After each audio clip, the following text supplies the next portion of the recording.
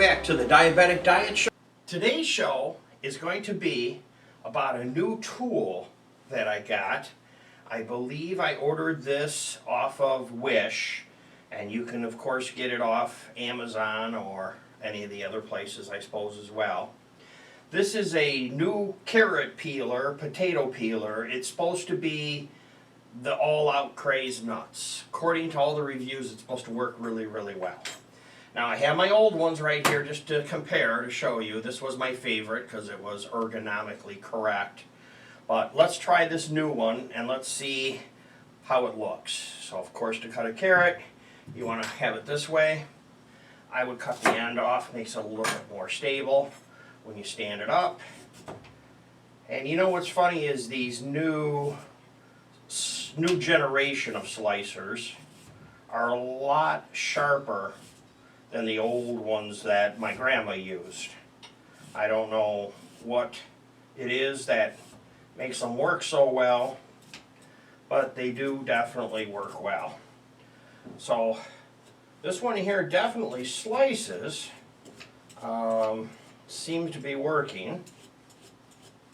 I don't know that it's really setting the world on fire.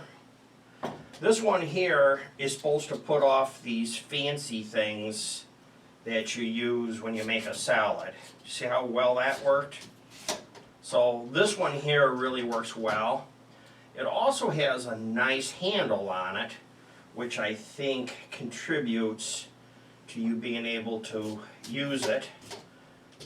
So it works pretty well. Let's check out my old one here.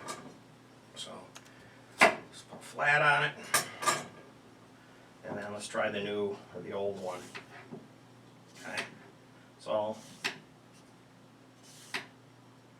I hate to tell you, but my old one that I've had for 20 years, probably bought it at the local grocery store in the pot and pan utensil aisle, works better.